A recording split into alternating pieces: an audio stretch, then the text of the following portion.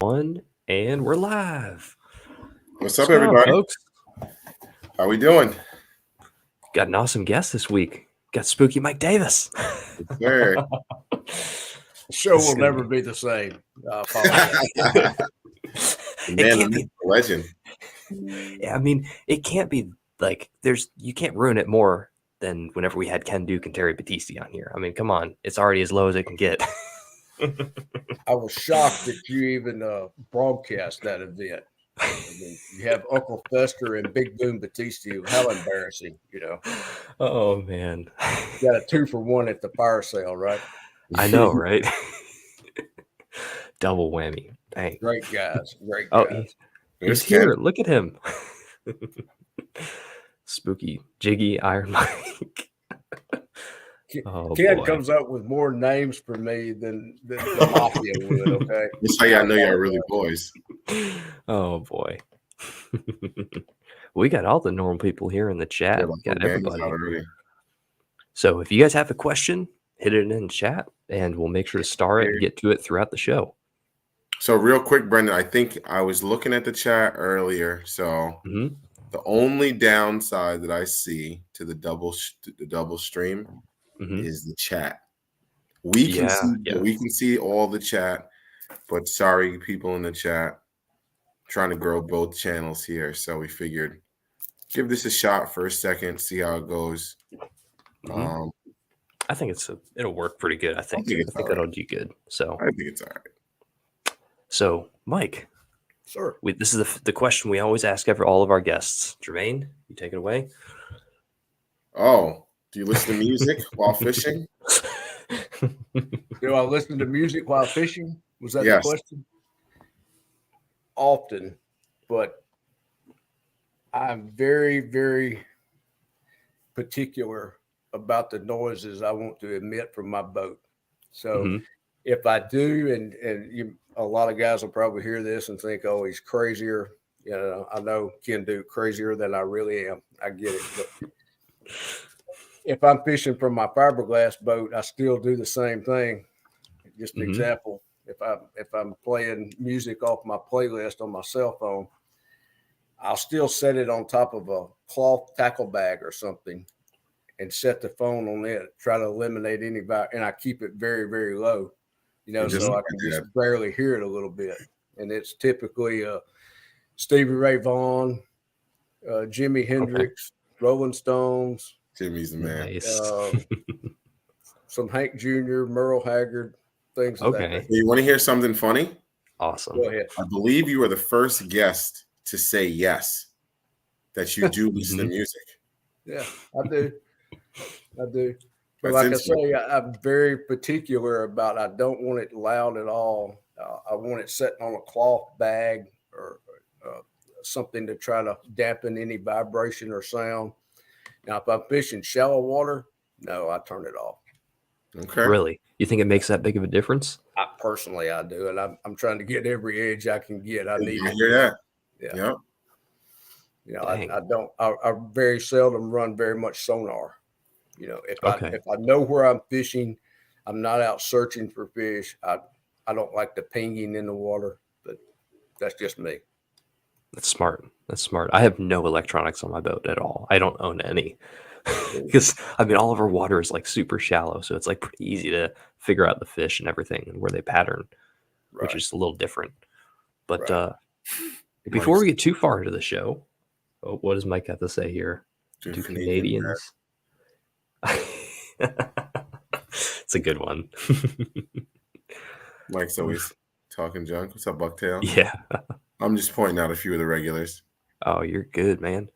Yeah. So, Mike, before we get too far into the show, how did you get into fishing? Introduce yourself, I guess, to the people on the stream and tell us what you do, what got you into fishing, I guess. Oh gosh, let me I had to back up 52 years or so, because I started fishing at age 2 with my brother. I had an older brother. It was 7 years older than me at the time. He passed away in 06. But he was a fisherman, bass, bluegill, catfish, but had a large focus on bass. he also had other friends here in our rural community. We grew up on a farm here in Mississippi, and back then everyone was farmers, and everyone owned ponds and lakes, and you could walk for miles and never have to ask someone to fish. You were just welcome to in that area, and in the little creeks and rivers. And I'll never forget it. One of the first baits I ever saw in my life was a Bagley crankbait. I was just a little kid, and I was just amazed and mesmerized by the colors and the artwork and all that went into that. Well, at about this same time, Bill Dance Outdoors broke onto the scene. His Bill's first big affiliate station, the best I can remember, was here in Jackson, Mississippi. And I believe that was about 73. I believe that's correct. And, I see Bill fishing and using these same Bagley baits. And I was just awestruck with bass fishing and everything that went with it. The characters, like Bill Dance and Virgil Ward, Jimmy Houston, Roland Martin, the Linders, it was just fascinating to me. And then I caught my first bass, and it was like a plague. It's never went away. It's just got stronger and stronger and stronger through the years. Yeah. So that's been super many cool. years ago, and I'm a state investigator in law enforcement, so I get to travel around the state here and visit with a lot of other guys in different towns and communities, and during my work travels that are passionate bass anglers like we all are.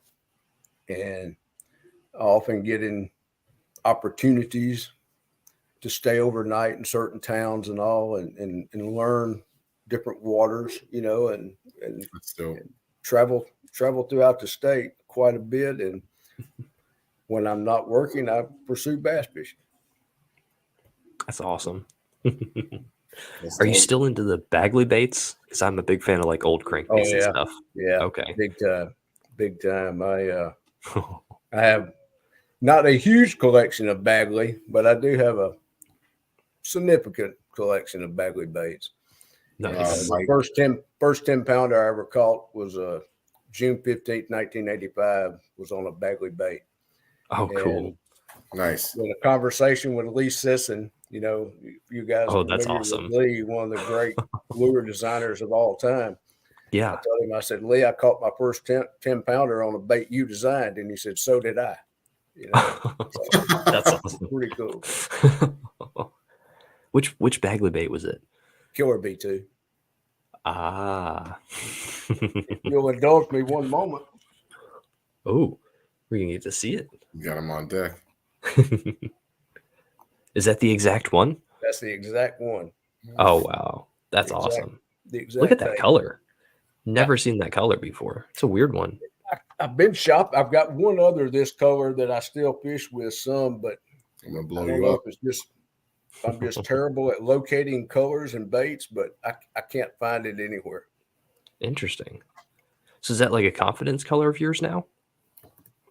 Yes, to a certain degree at a certain time of the year. Yeah. Interesting.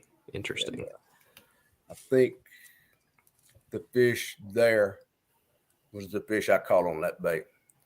I still have her mounted. Back then, everyone done a skin mount, killed the fish, and I was 15, 16 years old. So, I've done what everyone else does. And I should have released the fish, but I was young and didn't know any better. Well, at least you have the mount now that you can prove that you caught it at least, Yeah. She's still up there. That's so cool. That is true. At least you got it. Yeah. Well, I almost lost a bait. 2 weeks later, I was fishing the same lake and hung a fish I believe was that caliber or maybe a little bigger. She come up tail walking, went down and took a dive into deep water and broke off. Oh. And I lost my bait. I lost the fish. 5 minutes later, I'm still fishing the same area. She comes up tail walking, shaking her mouth, and the bait flies out of her mouth. I trolled over and picked the bait up and never put it back in the water since. Wow. That's crazy. Yeah. I don't blame you. Yeah, Jermaine, you just had something like that happen, didn't you? Well, it wasn't recent, but that was this year. Yeah, I caught a Okay. it was like a week. We went to Lake X, my Lake X. I think everybody got their own Lake X, but it's my Lake X, and there's pickerel. There's a lot of pickerel in this lake, but there's monster smallies, monster largemouth, and I hooked into a pickerel, and I'm fighting them in, and I set it, and I was like, oh, please don't break off my stunner. Breaks off. I'm like, God dang it. I think I lost 3 jerkbaits that day. Just all fighting in pickerel. Wow. And then I went back a week later.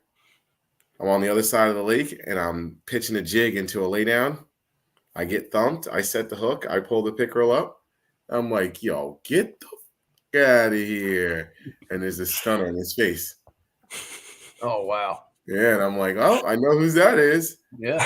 Yeah. It's crazy. Yeah. I've never had that happen to me ever. Yeah, it's crazy. I always just lose the bait and it's sitting there somewhere at the bottom of the lake. Think about it a little bit today. I wonder, now that I'm thinking about it, because I've never caught a pickerel out of a laydown. Like on a jig like that. Mm-hmm. Like I've never pitched in and it thumped it like it was a bass.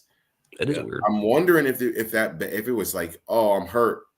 Oh, I got this dang thing in my face. Let me just lay low. And I dropped the jig in its face and it said, oh my God, I'm a fish. I got to eat it. And maybe that's how I got it. I don't know. I was just thinking, but I don't know. But that's because I've never caught a pickerel out of pitching in the wood and cover like that. Usually it's like, on a moving bait. Right. That is strange. Yeah. Michael Bradley has the name here. Has a question here for you. Why the name Spooky?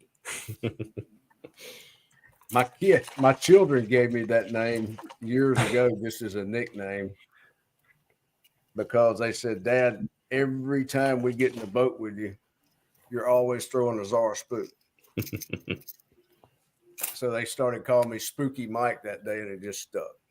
There you go.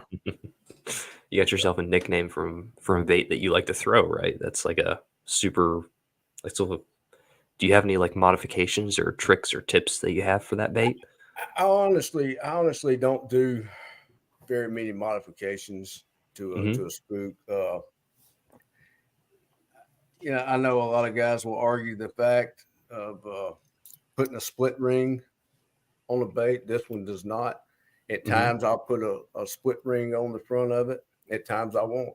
If I'm fishing around a lot of structure or let's say docks and piers, to me personally, just the way I fish it, it's easier to keep that bait, to walk it, to give it little twitches where it barely moves a couple inches at a time, keeping the strike zone longer. If I have a split ring on the front.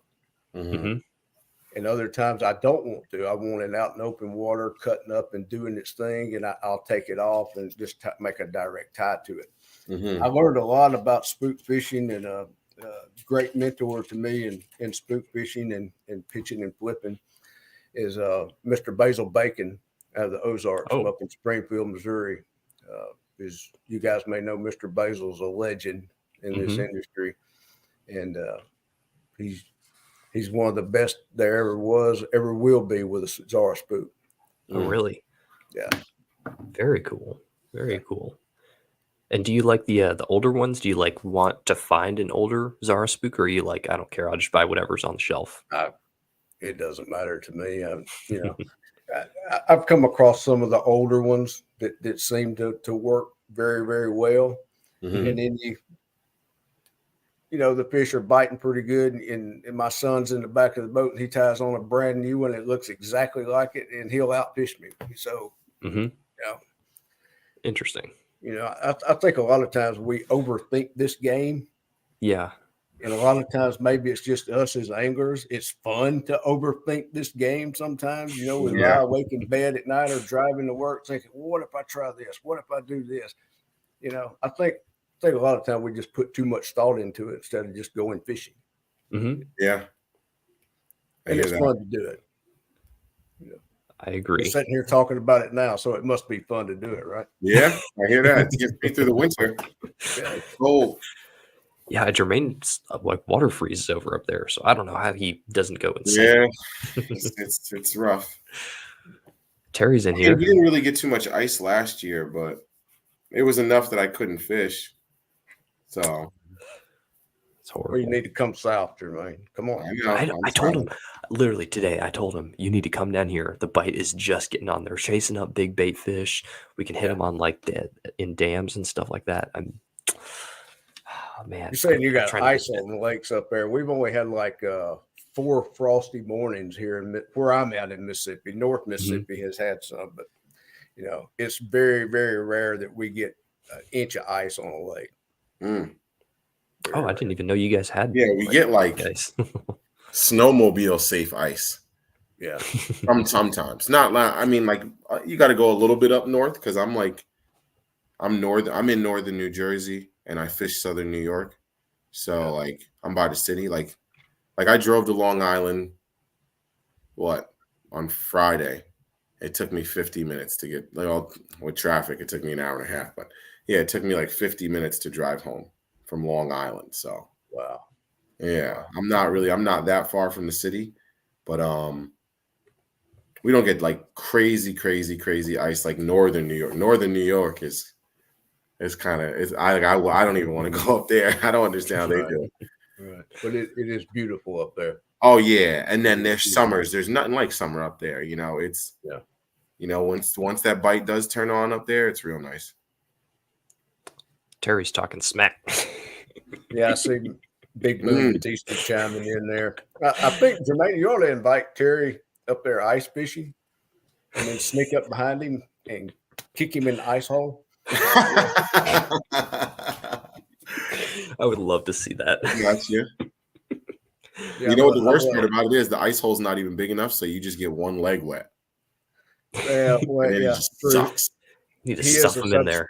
He is a subspecies of the Sasquatch community. He'll be all right then. I'm surprised he logged on tonight. He was probably busy washing his beard. You know? Or taking care of it. Maybe taking care of it because he sprained it, you know? Right. Well, you know, I told him that they sell just for men where he could color it the same as his hair, but you know, it would take a gallon. That's funny. TX asked about your mounts you got back there. He said before we get going too far in this, he said, what you got mounted back there? Oh, well, as I mentioned earlier, this fish here was a 10-8, I believe I caught. The first 10-pounder I ever caught, double digit. The next one over from it was a 10-4, I believe it was. And unfortunately, I thought the fish was hooked perfectly, just right in the corner of the lip on I believe that was on a 12-inch lizard. Ooh. But the water temperature was like 98, 99 degrees, and she fought extremely hard.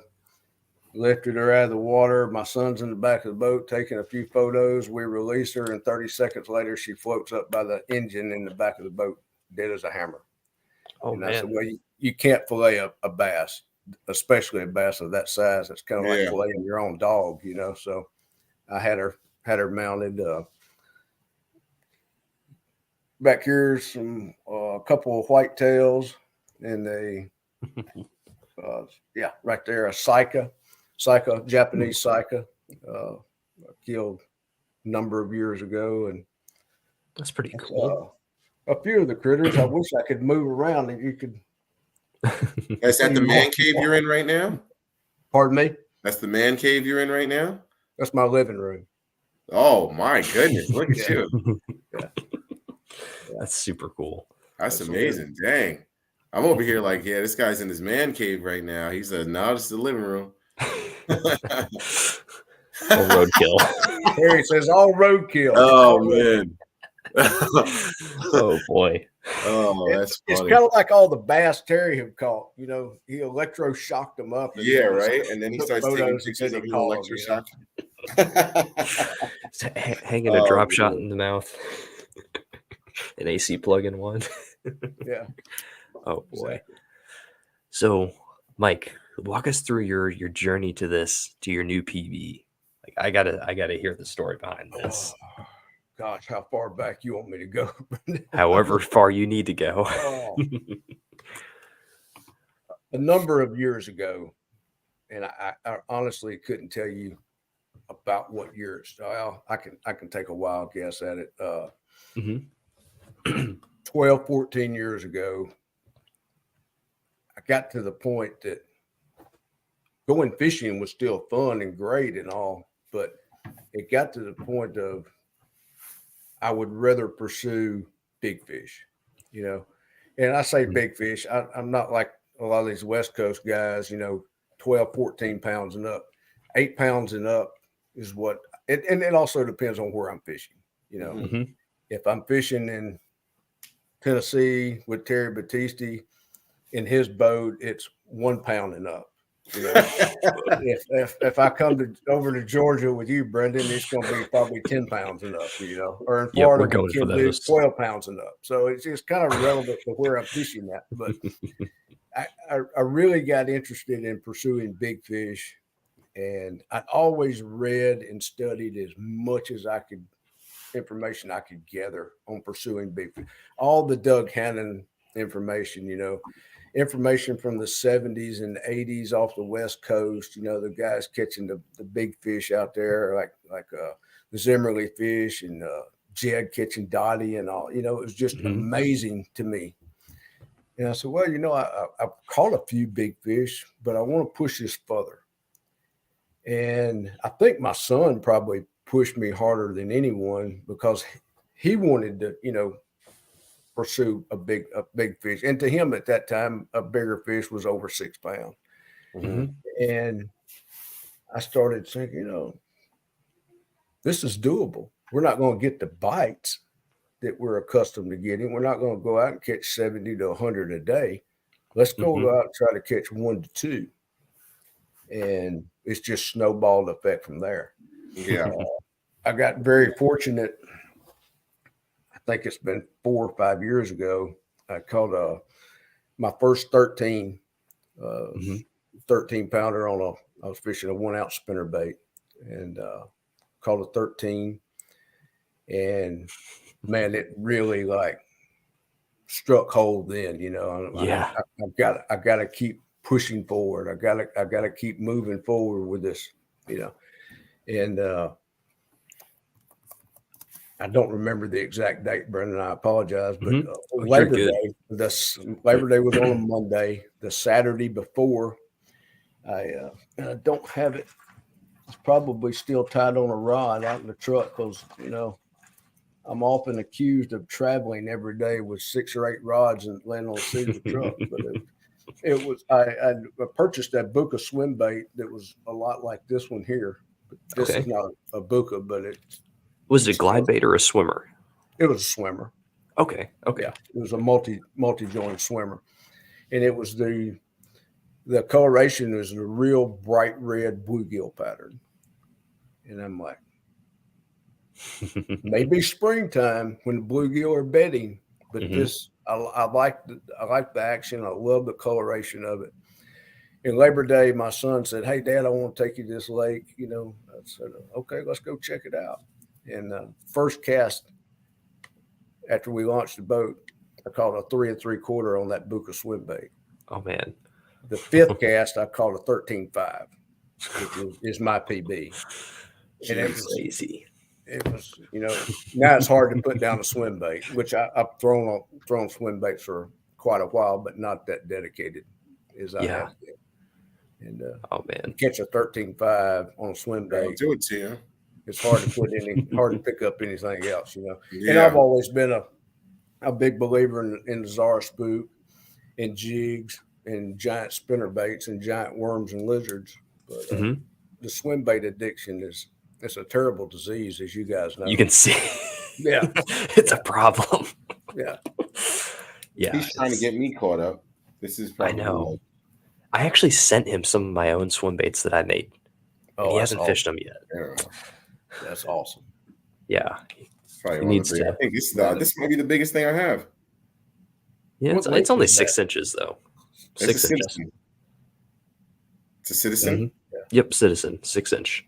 Yeah. It's a killer bait. Mike, do you have any of those? Yeah. Do you have some of those, Mike?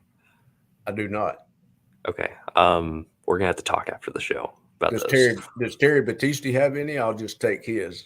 I don't think he does. Okay, good. But if he, you might be able to get the edge on. Oh boy, there's some interesting comments left here from Terry. We got some from Ken. Those proportions are spot on. I think Mike was supposed to say that Terry's catching the 12s and Ken, you're catching the 1s. I think that is a more proper guess there. Voice can't even read. Can't even read. Oh boy. Yeah, they've been firing off all day, all night. I like this. I like it though. They're feisty tonight. It's spicy, yeah. Pipe down, Southeast Terry. had a question. Pipe down, Terry. It's about time for you to go back into lockup.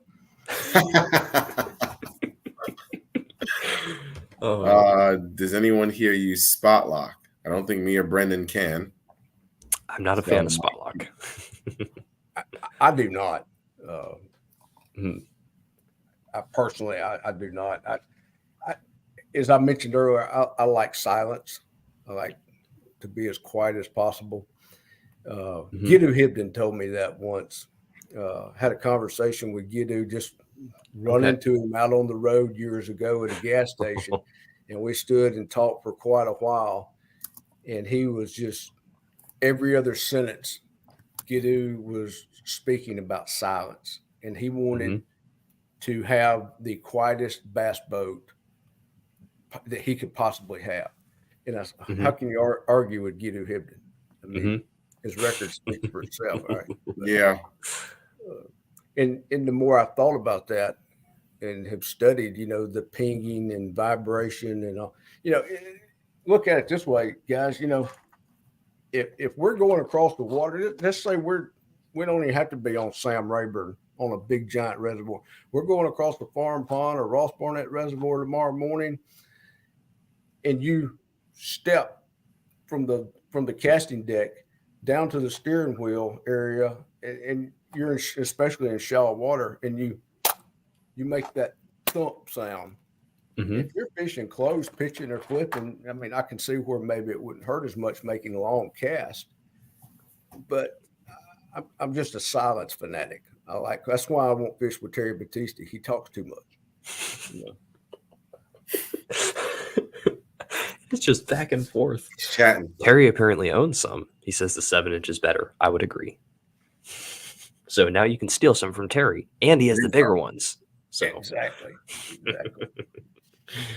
Oh boy. Exactly. But so you're big on silence. What about crankbait rattles? Like rattles and baits. Are you a fan of those? The bait itself, yes. Oftentimes I do like the rattles. Okay. Especially in a jig. I don't know if you guys ever have. I'm sure you probably have. We have tons and tons of crawfish. And we cook a lot of crawfish here in Mississippi. You sit and listen to crawfish, you hear them. They're always clicking and making little noises. If you're throwing a bait to imitate a crawfish like a jig, why not make it rattle a little bit and have a little bit of sound to it? That's just my thoughts. I've been fortunate and lucky that I've caught a lot of fish, a lot of nice fish on a jig. And 9 times out of 10, it is a rattling jig. Now, interesting. If it's dirty to stained water, and I say dirty, I can't see a bait in 12 to 18 inches of water, it's going to have a rattle on it. Okay. So regardless, like hard bait, jig, anything? Well, I'm right now speaking more to the jig. Okay. Right? Okay. I do throw a rattle trap a lot. Especially a half ounce up to a 1 ounce rattle trap, especially in dirty and stained and muddy water. That water looks like chocolate milk. Yeah, it's going to have a rattle on it. If it's a crankbait, a lizard, or jig, or whatever. And I also even throw. I don't have one here, but the rattling spooks, like the one knockers. Okay. Yeah. Interesting. I might have to try some rattling jigs. Do they sell like the little attachments for the jigs that you can put on there? I was going to ask that too. Can you find those on like Tackle Warehouse and stuff? I'm pretty sure I'm they're sure on they're there. everywhere. I've seen I'll them. find them eventually.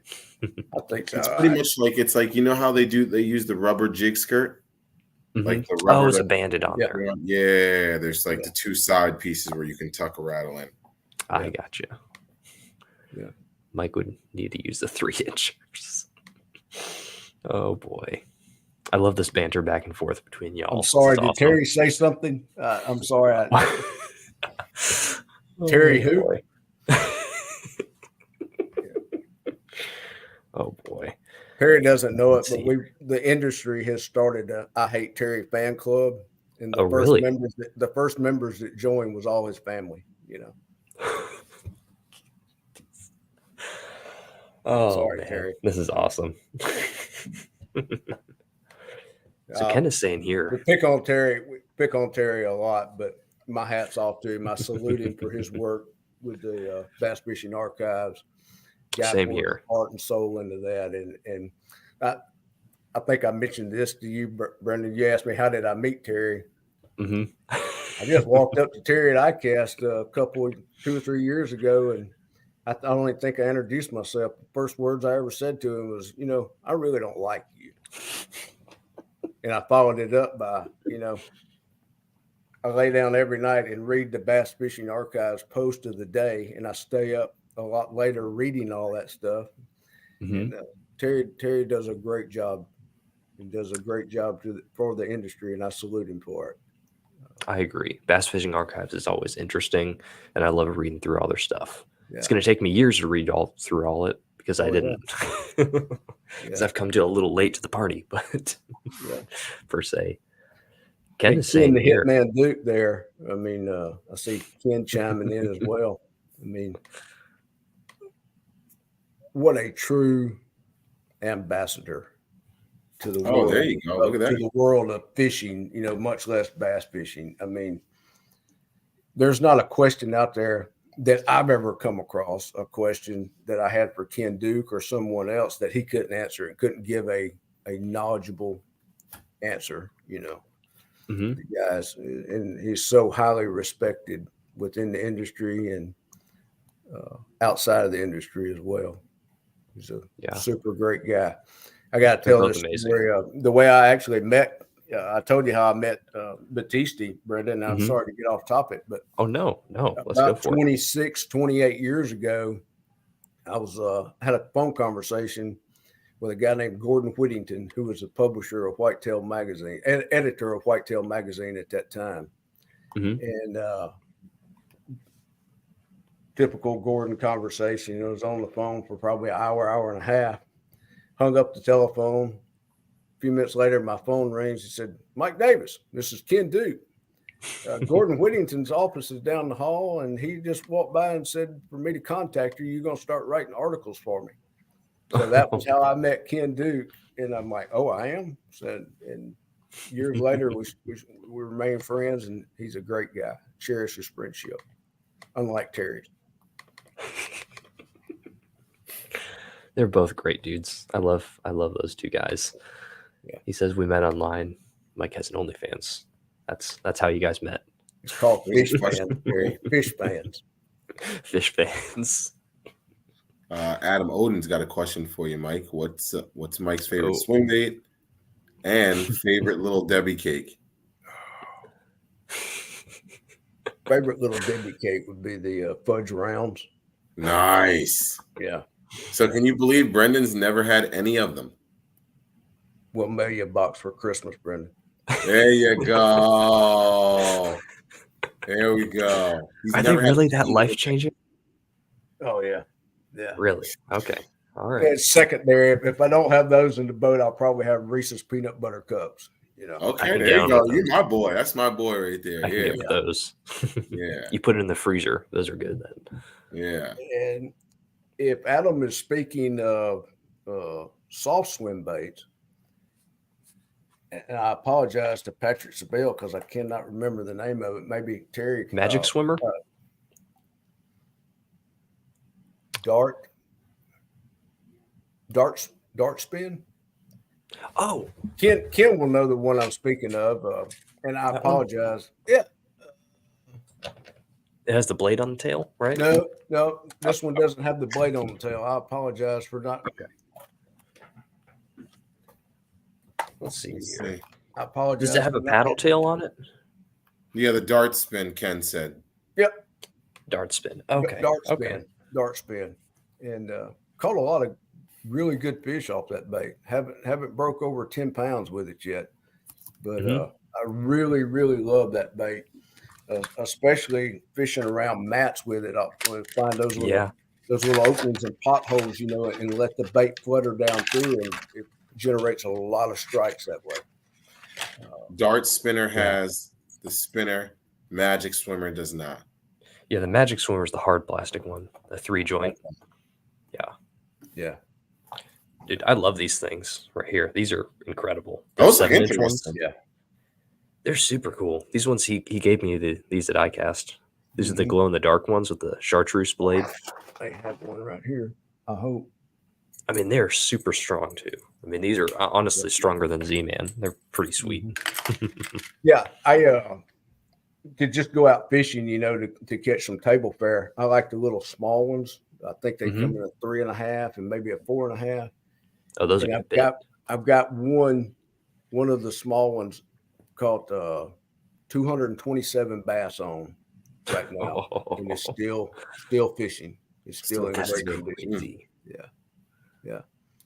One That's thing awesome. I found with the larger ones making forceful long cast, I tear the bait up. Oh, really? I tear it up. It's not the bait. It's just I'm casting too hard and too long a cast often with the large ones, and rehooking the tip and all. I end up doing more damage than catching a 9-pounder on it. Yeah. Because the baits are very, very well made with that hyperelastic. Yeah, they are. They're super strong. I've yet to have one break actually. Yeah, they're pretty solid. Yeah. But so what about your favorite hard swim bait? Like something big. What would that be? Gosh. Or like I should just say big bait, not swim bait. I should just say big bait. Well, a swim bait, one I'm about to show you here is my favorite. At the moment, it's my favorite. And it doesn't even have a name. Taxidermist friend who helps decorate my home here makes this bait. It's that's interesting. It's a multi-jointed bait. I don't know if you can get a good look at it. Okay. It's even got the glass. Let me go back. The glass red eyes to it. I think he does a really good job with the coloration. It's got the paintbrush tail on it. That's nice. Just like a bull shed. That's pretty sweet. Like I said, right now there's a little bit smaller one, but a little bit chunkier one. Okay. Like I said, those baits don't even have a name. He builds them in his spare time at his taxidermist shop. And nice. Paints them up, and I go by and rate his shop when he's not looking. That's not happening here. Can't listen. I will give you baits, but you can't rate it. There's locks, there's booby traps, there's everything. Well, we got to run by Knoxville and raid Batisti's garage first. So let's do that for quite some time.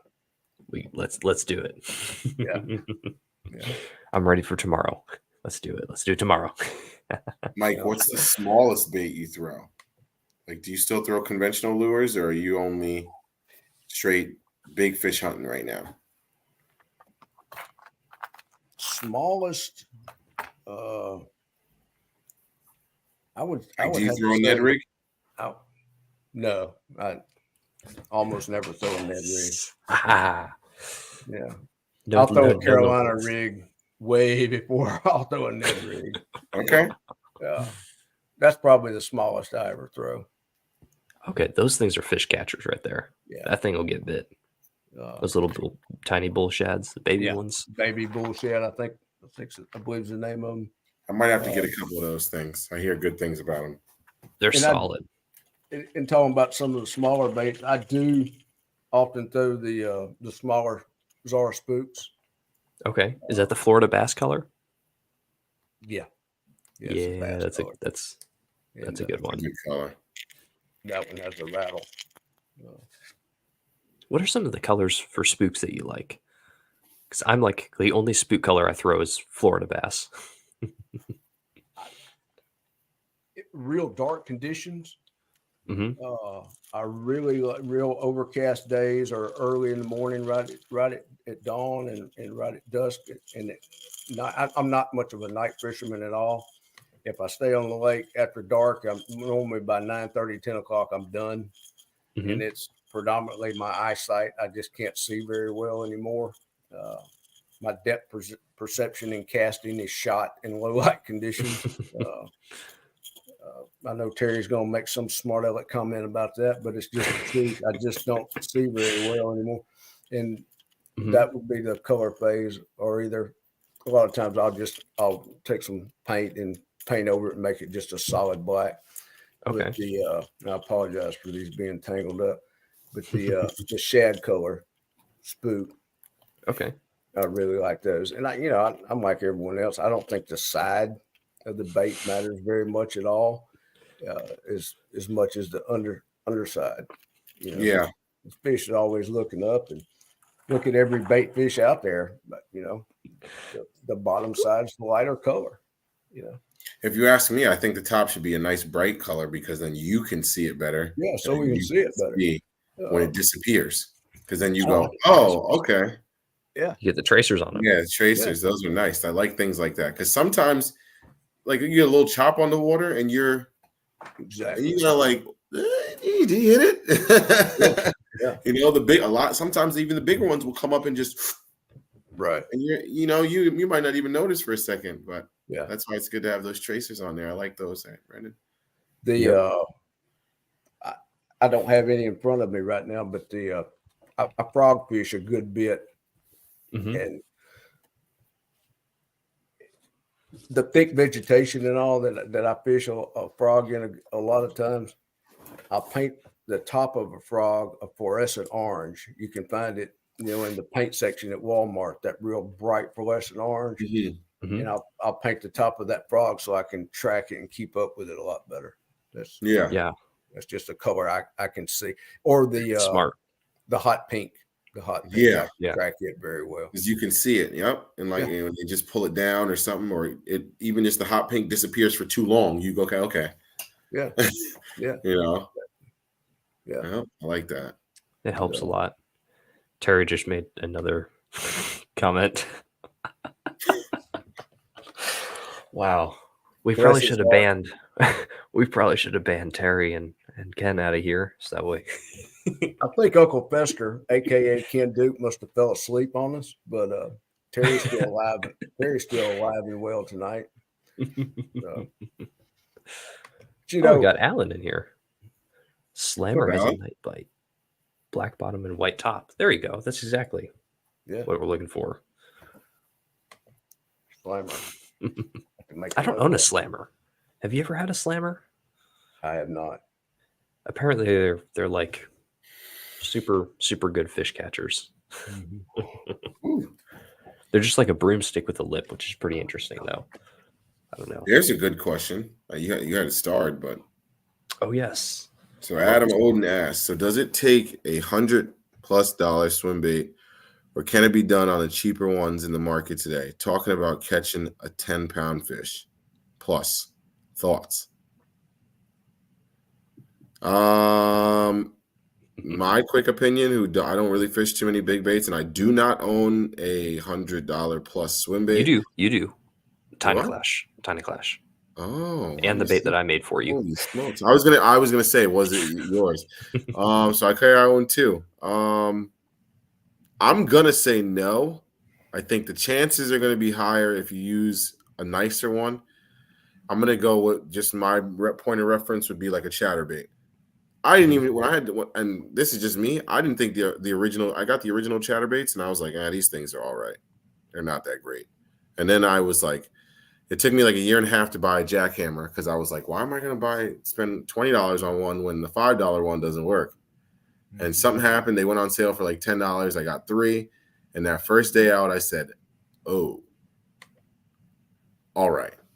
Yeah. And so that's just my sample size of it. So I'm gonna imagine that when you get it dialed, it's gonna be a lot better when you dial in the $100 plus one, and you're gonna be like, holy smokes, when it does happen. But can you get it done on the whacker ones? Yeah, it's 110%. You can catch fish on dollar Temu lures or dollar Amazon lures. They work, but they probably blow out and do wonky stuff that you're not trying to get them to do at certain speeds and all that good stuff. So that's my 2 cents on that. But let the big bait guys talk. So that's why I went first. Yeah, I would have to concur with you. I personally, I don't think I own a bait that costs more than $20-$25. Mm-hmm. Excluding the bull shed. I don't put a lot of stock personally in those real high end super baits. A lot of guys probably may hate me for it, but I'm going to speak the truth on it. I think a lot of these bidding wars we see online for certain swim baits, and as soon as a bait drops, there's 22 guys trying to get that bait. I think a lot of that hype is just simply hype. Mm-hmm. It's, one of the best baits I own is this bait right here. It's ooh, what is it? I think I might have that one. What is going that the one? wrong way? Mr. Basil Bacon built me this spinner bait. You see, ooh, compared to a thumb. Oh, those are like number 6s right there. Yeah, those are big. And he's got like $1.50 in this whole bait. Yeah. And I've caught. I couldn't tell you the bass over 6 pounds I've caught on this bait. Actually, I had 3 of them, and this is the last surviving member of that 3. Oh, wow. That's super cool. I think most of the money, coming to blades. Yeah, definitely. Yeah. Because blades will be $1 or $2 a piece. Yeah. They get expensive. I heard you say spinnerbait a few times tonight, and that's right up my alley. Same here. Yes. What do I got here? But I would agree with both of y'all. A cheap bait, like a HUD, $30. I know that's expensive to a lot of people, but they get the HUD is accounted for more 10-pounders than I think any other bait. I believe. Yeah. And to back up what I was meaning there, guy. If I was out there on tour and all and and doing this for a living, it would be a different story. I might would have a truckload of those HUDs. Yeah. But, I'm on a fisherman's budget. I'm out here having fun with it, pursuing the passion of just chasing big fish. And, if I was in California back in the day, Terry Battisti was out there not catching any, I might would have invested in some of those more expensive baits to catch a world record or a state record. But right. I wasn't, Yeah. But I got this. This is a battle baits, and it's got a pretty different blade on there. Yeah, it's a good looking bait. And they're I think they're like what, $10? I think they're 7 or 8. Something like that. But this is I think the Big Thumper or something. But I got a couple of colors in this. Oh, I just moved my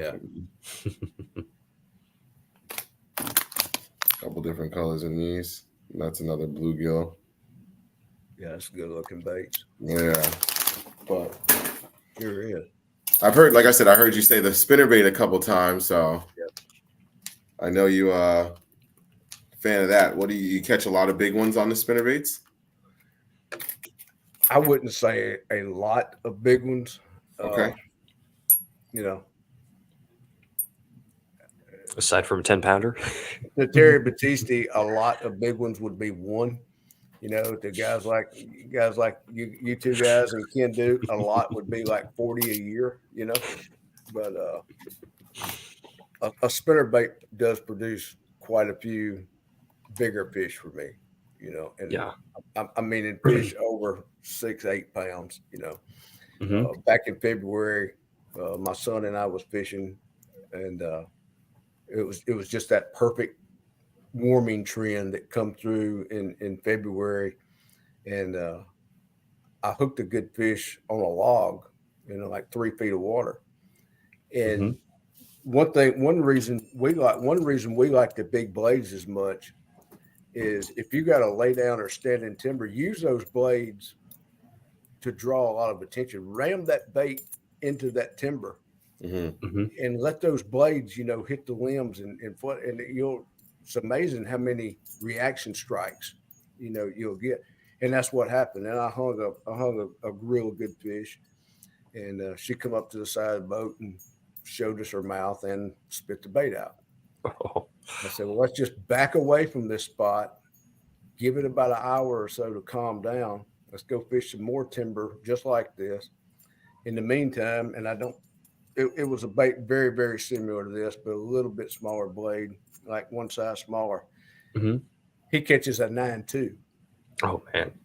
So it calms down a little bit. We swing back around to that same treetop, that same log, and he catches fish, and she's 9.10. And taking the hook, he said, Dad, look at this. He said, it's not the same fish you hung. There's not a hook mark, anywhere at all in her mouth. Oh, yeah.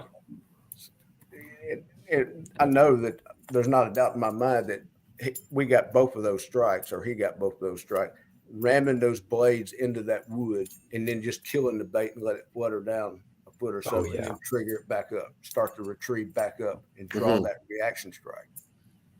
So, and that's one reason I like big blades as well. They'll create a lot of noise and ruckus going through that timber, I love pitching a spinnerbait and like just pitching around. I love those big blades because you can just float that thing like just tiny little reels, just like super slow. That thing will just sit there. If you have like an old school flat rubber skirt on it, that skirt will just be like moving all kinds of crazy and everything. Yeah. And then if you get the right spinnerbait and you put a right trailer on there, the head will get a little bit of wag like that. Yeah. So the whole thing is just pulsing. And if I'm not mistaken, Mr. Basil come up with the idea for this particular bait. Fishing Gunnersville, I believe, Brendan, back in his tournament days, in the fall and in the winter of the year, off of timber, off of points. Okay, interesting. And working it a lot similar to what you're describing there. Interesting. Jermaine was just at Gunnersville. Yeah, I was. Did you throw a spinnerbait? I did. That's what I caught my big one on, a spinnerbait. Really? Yeah, I caught a 20.5 inch. I didn't weigh it because I was in a tournament and there was like 20, 30 minutes left. So I was trying to catch a bigger one, but he was actually pretty skinny. Yeah. So, but yeah, spinnerbait, 6 cents divine spinnerbait in lavender shad. So that's awesome. Yeah. I still have the spinnerbait. Honestly, probably somewhere in this mess right next to me. I'm not going to even attempt to start digging because. Oh, actually, I know what box is. I'm not going to. It's at the bottom of this box right here.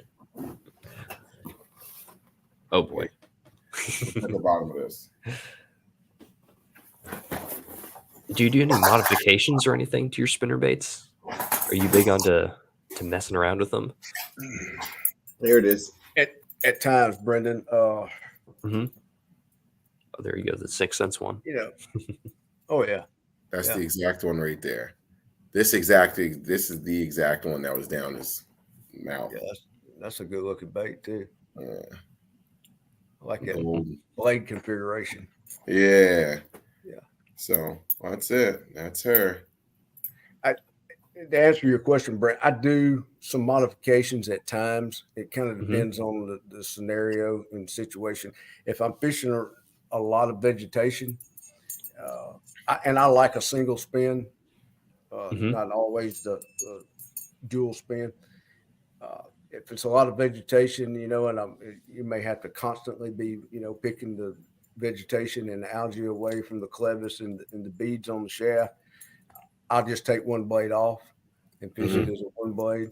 And it's typically always going to be a hammered type blade. Okay. Like a Colorado or a hammered Indiana. Why hammered? I just like the vibration and the thump that it puts off. I think it gets me more strikes, especially in dingy water. Okay. And a lot of times, to back that up, if I am fishing clear water and I mean, really clear especially for my part of the U.S. Real clear down here is 4 feet or greater. Same here. Clear.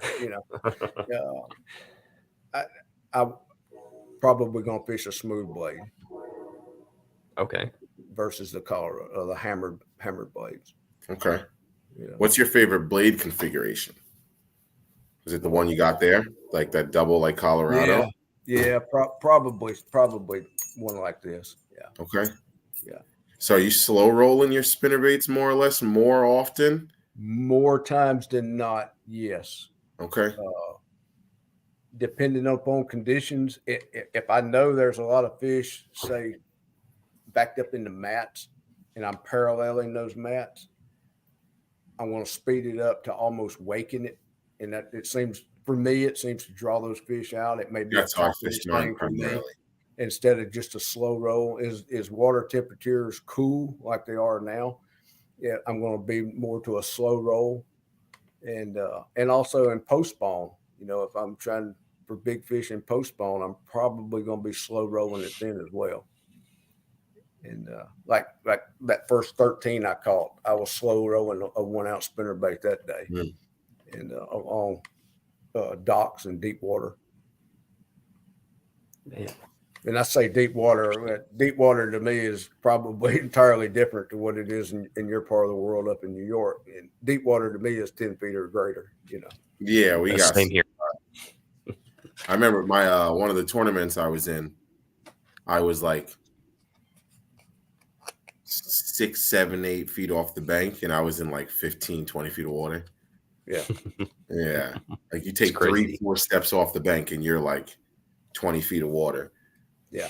So we have a few lakes like that around my part of the world, but very, very few. Yeah.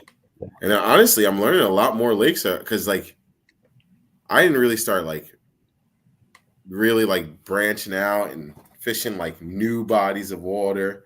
And then I got the kayak. Like I got my kayak at the end of not this season, the end of last season.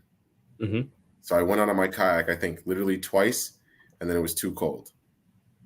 So and then I fished all last season. And last season I jumped right into my kayak club, jumped into a kayak club, and fished a bunch of lakes that I had never fished before. And I wouldn't say they all set up the same, but you just realize more or less like 30 feet of water doesn't really like make me nervous as much as it used to. Like I'd see 30 feet of water and be like, oh my God, that's so deep. And now I see 30 feet of water and I'm like, okay, where's the transition is all I'm looking for now. Like, okay, where does it start to go back up to the shallow or whatever, or, and I kind of just work off that. But yeah. And I think it's what we are accustomed to. I was out in Idaho a few years ago at Lake Pend Oreille, and they test submarines in Lake Pend Oreille. That's crazy. And guys out there, oh well, it's only 150 feet deep here. Well, 150 feet deep. You can put all our lakes in Mississippi inside this lake. Yeah, you got a dammed up canyon. But that's crazy. And my part of the world is probably a lot like yours, Brendan. That even most of our state lakes, our public lakes, and all, you're not going to find very much water over 40 feet at all. And same on here. On average, most of these lakes are 15 feet or less. I think like Neshoba Lake up in Neshoba County, Mississippi, it's a 550 or so acre lake. I think its average depth is like 4.5, 5 foot. And it produces some really good trophy fish, fish. And interesting. It doesn't, Florida's living proof. It doesn't take deep water to grow trophy fish. Yeah, it doesn't. Mm-hmm. Yep. Yeah. Ken Duke never has to wear his little floaties on his arms when he's in the boat in Florida because he can stand up and walk across every lake he fishes, Sorry, Ken, just stating the fact. When he's around those gators, he's just like a little bobber out there if he falls in. Right. He's got plenty of gators for sure. For sure. We've got some down here too. They're kind of wild. They just come right up to you. Yeah, we've got our share in the last 5 to 7 years. Our gator population is just seems to have really expanded. Yeah. Even though we have a gator season, it appears they're not taking enough of them out, and they love to eat your baits. That's for sure. Especially frogs. This still blows my mind. Adam Odin, he's down in Florida, and he said he caught a 7-pounder in a pond that was only 3 feet deep. That still blows my mind. Like, I get it. I understand how it's possible, but I'm like, dang, bro. Like, yeah. Like, I think a 3-foot pond, it might freeze completely through up here. Like, depending on how it's a puddle for you. Depending on how big it was, you know what I mean? Like, if it was pretty big, all right, it probably might not. But like, if it was a smaller pond, like a pond you could cast like almost like to the middle from every angle, it might freeze all the way through. Yeah, might freeze all the way through. Like 1 acre or less, Yeah, like it might freeze all the way through. Because like it's not that cold, but in a pond that small, it might go all the way through. Yeah, man. The Gators is asking, what part of Mississippi are you from? A little town called McGee, Mississippi. I'm about 45 minutes south of Jackson and about 45 minutes north of Hattiesburg. Hattiesburg is where USM University of Southern Miss University is. So I'm right between those two cities. Yeah. Nice. And to back up to what you were mentioning a minute ago about the water depth. I would say 80% of the bass I've ever caught over 8 pounds was all in 8 feet of water or less. That's great. Yeah, because even Southeast Georgia kayak bass fishing right here, he says the Big O in Florida is average 5 to 6 feet. Right. That's nuts. Yeah. That's like really nuts to me. And if I'm wrong on this is just what I read and remember when the incident happened a few years ago. Remember there was a couple of guys that were killed in a tournament on Okeechobee. Oh wow! I can't remember if that was a BASS Open event. Was it a boat accident? And from what I was told and read concerning that incident, that the water was really rough that day. And their boat got in between the swales and bottomed out, and both guys was ejected out of the boat. Wow. So if you're running in 5 feet of water and you take a 5 to 6 foot swale, the boat bottoms out. They were ejected. So I can't remember the gentleman's name, but I know Okeechobee is a very shallow bowl. That's crazy. Yeah. I've never heard of that before. That's insane. Yeah. Wow. Yeah. Dang. And if I'm wrong, I apologize, but I do specifically remember. Ken will know. That in one of the press releases. Ready for this? Here we go. Triggered. That's why I think finesse is so good down here. Adam, I think you're the only person in Florida that fishes finesse. You see how triggered he got right there? Adam is the only one that owns a spinning rod besides Steve Chapman. Steve Chapman and Adam Odin are the only people that fish frogs on spinning tackle. Steve, I had to mess with you. Hey, finesse can be awesome now. Finesse can be awesome at times. I think Brandon don't want to hear it. I think Ken Duke's got a Ned rig on a cane pole. He does real well with it. A cane pole? Ken's out there on his forward-facing sonar. He's got a 30-foot cane pole and a Ned rig. He's out there in the middle of the lake. He sees fish. He drops it right on him. That's it. And Ken can catch them. Ken can catch them for sure. One angler killed. Okay, I apologize. Okay. I remember there were 2 guys in the incident, but okay, Ken corrects me as usual. MLF event. Okay, correct. Okay. That's unfortunate. Dang. Yeah, it was a terrible situation. Ken says, Terry and I are jealous. that Mike Davis is now in more demand than we ever were. Mike, you should start your own podcast and see if you can get above their podcast now that you're in more demand. Ken, the truth is, Ken, that everyone else was busy tonight. And, Brendan was scraping the bottom of the barrel. So it was too cold to fish tonight. It's like 30 degrees here tonight, or going to be 30. And that's too cold for my old bones to be out fishing. So I agreed to step in. That's what it was like all day, man. Today was rough because it was cold. It was cold and windy. Yeah. I couldn't handle that. Right now. Now I know why Ken doesn't fish up north very much. His old bones can't handle the winters up there. Yes, 30. It feels like 30 degrees right now. Ken's probably in Florida with his Magnum PI shirt and shorts on, walking around in flip flops tonight. Yeah, I picked on him to say he's basically a Cuban resident. He's so far south, Oh man, I wish. Yeah, I definitely think the majority of the time, especially down south, the shallow water is where it's at for the bigger fish. Mm-hmm. That's just my opinion. It's been my experience. I fished Lake Colin Panther here in Mississippi. Haven't fished it very much in the last few years, but they've caught some really nice fish over there. And I've never found the big fish to be in that 18 to 20 to 30 feet of water. And that lake has a good bit of it. I always find them, in 10 foot or less, situated off a timbered point. Yeah. Going with a crankbait or a jig, or early morning hours with a spook. And catch those fish. I've just never had, and I'm not familiar with OHIV well enough to say, yeah, those guys are catching them all in 60 feet of water out there. And I don't think that's true. I think they're catching them predominantly in 20 foot or less. I could be wrong about that, but the stories I hear that they're 20 foot or less. Yeah. But it's kind of crazy what they're doing out there.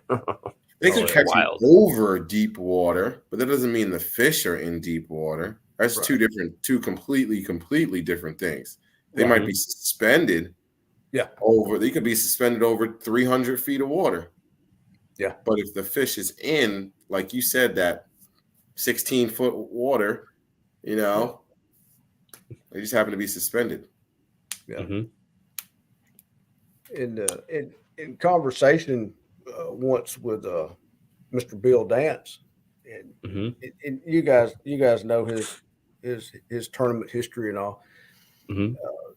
Bill did catch and weigh in a lot of great fish in his career, and and look at a lot of other guys, KVD, Edwin Evers, and a lot of these guys as well. They're not bringing 10 and 12 pounders to the weigh-in, that they're catching them 30 feet of water on a drop shot. I'm not taking anything away from those guys. My hat's off to them for what they're doing. But how often do you see a real giant brought to a weigh-in? Yeah. Yeah. Very seldom. It's very true. I think Kyle Welcher was the last person to bring a 10 to the I think it was on, where was that? Was that when was that? Oh, it was a long time ago. It was like when I first watched Bassmaster. I was like 12 years old. I was like 12, I think. 12 or 13. Oh, man. That makes me want to go somewhere with a question, but I'm not going to do it. I'm not going to do it because you just proved the point, and I didn't even have to say nothing. I'm just saying. All right. Just saying. It was a long time ago, so something wasn't around. Something wasn't around, Oh, man. That's all I'm saying. Oh, man. But I think I know he caught it flipping. I know that. It was one of the tournaments with that Paul Mueller was fishing a jerkbait right in grass. It was weird. I think they were in where was it? St. John's, maybe. Maybe it was the St. John's. I don't know. But it was like whenever Kyle Welcher was like a rookie and he was like one of his first elites, something like that. Bob said Mark had a 12 back in the day. Mark's the man. I believe you're right, and I may be wrong. Ken Duke can correct us, but I believe that was in Florida. Okay. Mark's the man. I may be wrong, but my memory wants to say that he caught that fish in Florida. Mark did. Mm-hmm. But, I find myself thinking about this often, and dovetailing back to Paul Sliper called 10-5. Yeah. Of course, he's going to know. The keeper of the scrolls, Ken Duke, speaks, so everyone stops to listen. To dovetail back to the silence and being quiet. It's just my opinion and my theory. You look at the hours. 14 in the 90s at Richland Chambers. Yeah. When in the 90s, because I was a young buck. Brendan wasn't with us yet.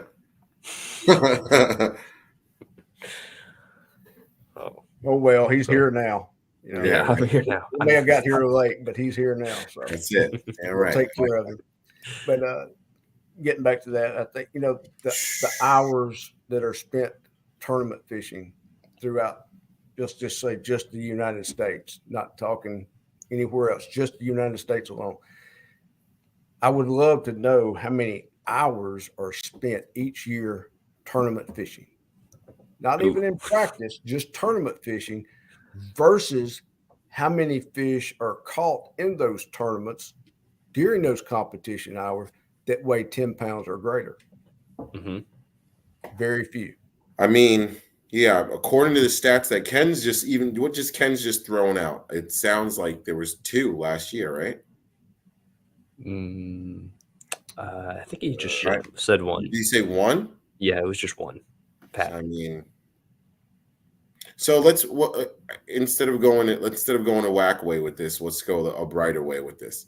Do you think they should have a big fish tournament? Your ability to go out and catch big fish. I would love to see that. I would love to see that. I think so too. Same. Like, I can appreciate your ability to go out and catch I don't watch the big tournaments. I hope people don't yell at me or decide to unfollow me. I think it's all kind of boring. I kind of just want to go do it myself. It makes me want to jump off the couch, and I'm like, damn it, I got to get out. I can literally watch 20 minutes of a tournament without. Number one, they're all better than me. I see something that they're doing. I learn something, and I'm like, oh, I got to go try this right now. Let's go. And I jump off the couch and go. And it's Saturday morning, when you're watching. Lights a fire under you. Yeah, exactly. So, damn, I kind of forgot where I was going with that. But yeah, I think it'd be a lot cooler to see guys catch bigger fish as opposed to just, that's what I was gonna say. What is that? I think it's MLF where they catch as many fish as possible. It is now. They changed it, so yeah, it's now as many fish as they want. Yeah, they were originally. Then they went to the fat fish, and now they're going back. And I'm like, okay, yeah, that kind of doesn't really do anything. Like, I'm not knocking anybody, but it don't really do anything for me. Like, just watch you catch 82 pounders. Yeah. Like, we already know you're on a good lake. They chose it, and if they chose it because it's a good lake. Like, they don't really pick bad lakes to get that stage of anglers on. They're already giving you a good lake. Like, well, I know there's fish there. I know you can catch them. So it's like, put them on I've never been there, but people say OHIV fish is tough. Okay. Put them on OHIV. Let me see if you can go catch those 8s that they're scoping and everything like that. And I want to see that. I'd rather see more guys skunk out or not get a limit or whatever it is. I'd rather see that. Since you brought it up, I would like to see a tournament. It wouldn't have to necessarily be a complete tour of a large series, maybe like a 3 tournament per year series where very limited electronics. Mm-hmm. See, guys have to go back to using a paper map. And maybe 2D sonar. Stripping them down and say, okay, guys, go get it done. You've got 36 hours or 48 hours to practice. You know, And the lake goes off limits 8 months in advance. You know, in December 1st, you can show up and you've got 48 hours to practice. Here's your limited amount of equipment. And if money is no object, let's say $500,000 to the winner of each event. And go back to the old days. You know, old days, Ray Scott and BASS had some really neat prizes for the big fish of the tournament. You know, you won a freaking Ranger boat. Yeah. Equipped Ranger boat for big fish of the tournament. Yeah. And, you know, we've gotten so far away from a lot of that stuff with the tournaments. I think it would make very, very interesting to watch a tournament of that magnitude. It's my opinion. I may be wrong. You know, I would love to see that. The way I look at it too is like, I just do the little KBF things. I'm literally watching 2 leaderboards. I'm watching the full leaderboard for 5 big fish or for 5 fish. And then we're literally watching the big fish to see who caught the biggest fish. And you'll see guys that'll be like, oh, I only caught 3 fish. I didn't catch my limit, but I caught the 22, but I caught the 21.5. It's like a whole, you know, it's a whole different dynamic where you're still like, I'm still in it. I only caught 1 good fish, but I'm still in it. Yeah. You know?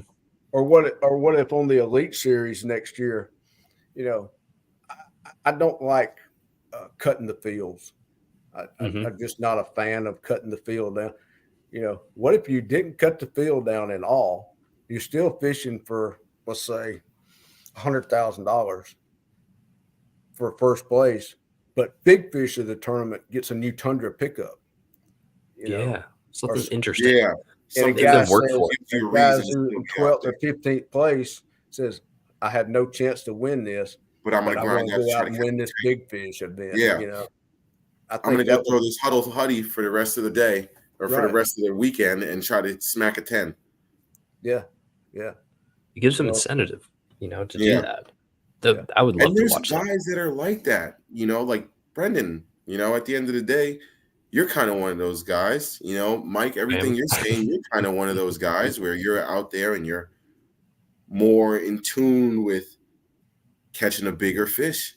You know, guys like yourself might go screw around. Hey, I need a new truck. You know, let me go hop in this. We all need one. Yeah. We can all use a new truck. I like that a lot. I think that would be very interesting to see that big fish aspect kind of brought back, or like. Yeah, you know, which I know we're all dated to how long we can keep up a certain ball game, you know, but it might keep some of our older tournament guys on the tour a little longer, you know. You know, Clun would readily admit he doesn't fish and like he did when he was in his 30s or 40s. But if you're not cutting the field, and Clun and Nixon or David Fritz or whoever says, hey, there's no way I can win. I'm in 55th place, but I got a chance to go catch that giant fish of the tournament tomorrow and stay in the hunt for that new truck or that new boat, you know? And I think people would tune in to watch that. You know? Yeah. I really do. Throw a side pod on it, maybe not 100, throw 50 at it, you know? Because at the end of the day, these tournaments are making enough money. Nowadays, anyway. They can't tell me they're not. I would think so. You know, with the attention that they're drawing, and you know, they can stream it and on all types of different platforms and everything now. So, yeah, I would like to think that they could throw or you know, a cool 20, even a cool 25, you know, on the big fish would be nice. Yeah. Ken's saying here about the Ohio River. That place is rough. I've heard if you catch 1 pounder, that's a good day. Yeah. Okay. Yeah, and I think I did see somebody who said Jermaine hasn't heard about the the Comiskey River or whatever it's called. Comiskey, or wait, where is it at? Where's the comment? The Kissimmee? Yeah, apparently it's a tough fishery. Is it in Florida? Is that a tough fishery? Not that I've seen. I've never been there. Okay, maybe I heard wrong. Sabine. Sabine. That's what it is. Sabine. Sabine's a tough one. Tough spot. Yeah. And I like the turf tournaments myself. I like to watch them grind it out. I do too. You get very bored very quick watching a guy boat flip 4 and 5 pounders just constantly. But it's always something you can learn when they're doing that, though. Oh yeah, sure. Oh yeah, sure it is. So let's roll through some of these questions here because we've actually gone over our time. I don't want to keep you any longer. I didn't even realize that. So we got a question here. An inch plus worm you like to throw? I don't. Maybe I should. Mike, what about you?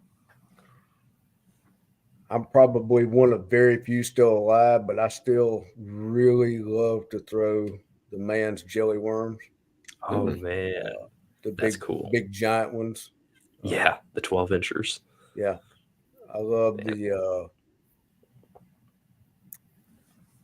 name, the correct name of what compatible to the Zoom old monster lizard. And occasionally I'll go and attack. Yeah, there you go. I like the old monster, the Magnum old monsters. Yeah, those are mine. Magnum, my favorite. Occasionally I'll go in a tackle shop, and they're just making them themselves in the back, pouring them up, and I say, hey, I'll take 2 pounds of those red shads, in the 12-inch, Yeah. Yeah. Still use them. Correct, John. Still use them. A little bit harder to find than they were, but that's what I was going to say. I can imagine. If I go in Bass Pro Shops and they have 6 or 8 packs, I'll probably buy every one of them when I see them. Going back over some comments that we missed, my floaties are a fashion statement.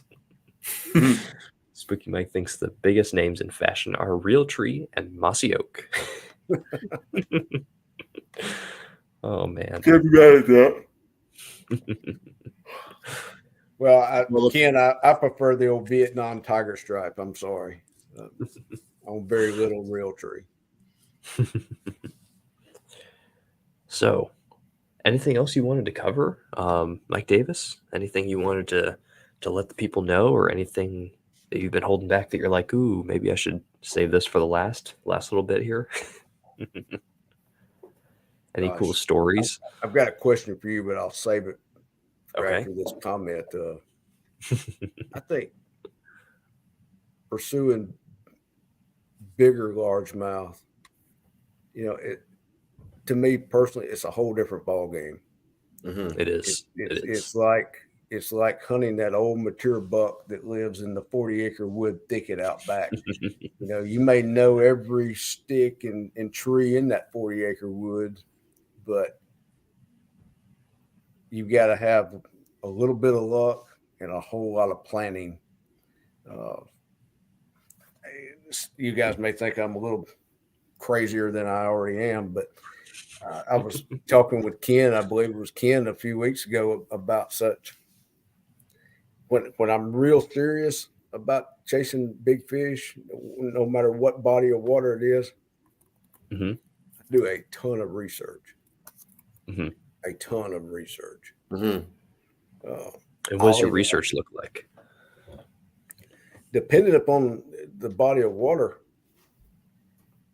I like to look, and if it's a lake I'm not very familiar with, say I come over to Georgia to fish with you, and we're going to go to Lake Batiste. I already know it's going to be a dirty, dingy, nasty lake. Just for me and yeah. But I'm probably going to do some research. I like to know where I've been, how are you going to get to where you want to go if you don't know where it's been, if that makes sense. I would like to know, when was the lake built? What was there? Was it a lot of timber there? Was it a lot of rock there? That'll let you know a lot of what's possibly still in the lake with stumps and boulders and et cetera, et cetera. And a good bit of Google Earth. Use a good bit of Google Earth. I've still got topo maps of large portions of Mississippi. I'll look and say, okay, well, this 5-acre lake was built in 79, and I got a topo map of 1970. I want to look at contours and the hills and terrain. may sound a little off key, a little crazy, but like I was telling Ken a few weeks, I try to look at trips like that when I'm really serious, totally focused and tuned in. It's a mission. Mm-hmm. It's a mission. What are the bait fishing doing? If it's public lakes, I'll pick up phone and maybe call local biologists or guys that fish the lake. Hey, what's the bait fish doing in there this week? Are you seeing a lot of bait fish, or is it a shad spawn going on right now? If the lake's 100 miles to the north, I'm like, hey, what was the last 3 or 4 nights of temperatures like? Yeah. Try to gather as much information as possible before I get there, because time on the water can't be wasted. It's too valuable. You look at the time that we spend studying about chasing bass, the time that we think about it, we study it, it consumes most of our day. You may be at work, you may be at school, you may be selling cars or whatever, or I'm tracking down some Batiste who committed a crime. I'm thinking about bass fishing. Yeah. Yeah. I got notes all over my desk. It consumes us, I mean, as Ken Duke says, what is Ken's famous quote? The poison is the cure, Mm-hmm. So when I get there, I don't want to waste time. I don't want to waste time. So yeah, I try to figure out as much about it before I ever get to the lake. So that's awesome advice. Yeah, I'm sorry. That's awesome advice. I love it. Yeah, I don't want to sit in the boat and have to sharpen a hook. Yeah. I don't want to sit in the boat and have to change a hook unless one malfunction or something broke. I'll often take 2 or 3 extra reels in a tote bag in my boat that's already lined up in case I do have a backlash, or something happens to that reel. And so, okay, I cut it and put it on the rod and keep going. I don't want to have to worry about a malfunction and not have a way to fix it quickly. Yeah.